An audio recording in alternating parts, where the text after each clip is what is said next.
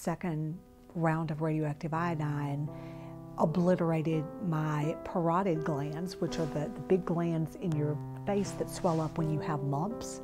Those provide a lot of the saliva for your mouth. And many thyroid cancer survivors experience that side effect, some not even knowing that it's going on because it's a subtle change and a gradual change. But it's just been one of the long-term effects of thyroid cancer that stays with me. Most patients will come to me and say that their teeth are falling apart. And then my next question is, well, tell me about how dry your mouth is. Symptomatically, the number one side effect that my patients notice and deal with are salivary toxicity. The same protein that's present in thyroid tissue and responsible for sucking iodine into thyroid tissue is also present in the salivary glands in the cheeks and underneath the jaw.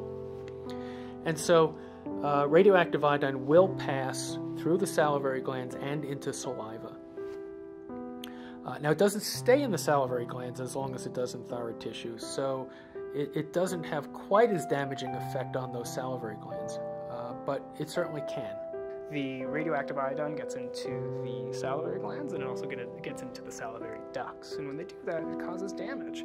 It'll damage the salivary gland directly, and that's responsible for xerostomia, but it also constricts the ducts and makes them much smaller and more difficult to pass saliva through. Now, fortunately, a lot of ENT specialists, like at our institution, have developed a skill set at being able to irrigate and clear out those blockages and help people symptomatically very well.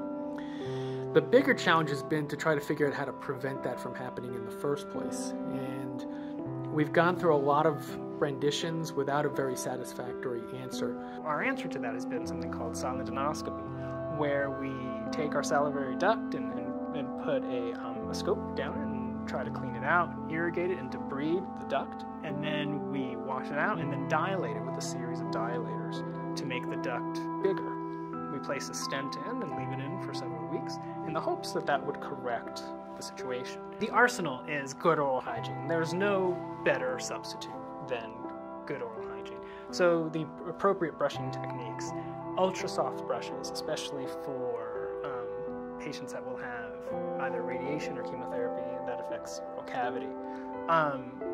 Things like a fluoride toothpaste or high fluoride toothpaste make a difference. Frequent rinses also make a huge difference. Good hydration almost goes without saying, and that's something that we tend to ignore sometimes. So good hydration with water is a great idea. You know, have a glass of water that you're constantly drinking with your cheeseburger. That's an impact. The one thing that appears to be of value is hydration.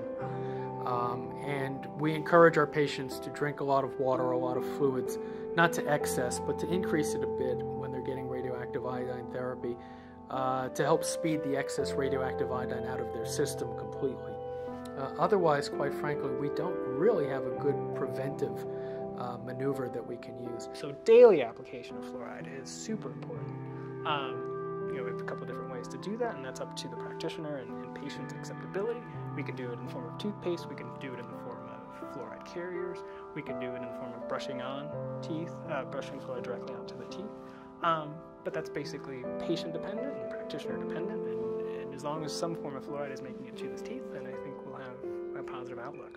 When that doesn't work, then we start talking about sialagogues or salivary substitutes, and those are available over the counter in most pharmacies. There's a number of different name brands. They're all pretty much the same from our standpoint, but there's a lot of patient variability, which means some patient likes sialagogue A versus sialagogue B. So my recommendation is always pick a few of them off the shelf and see which one you like the most.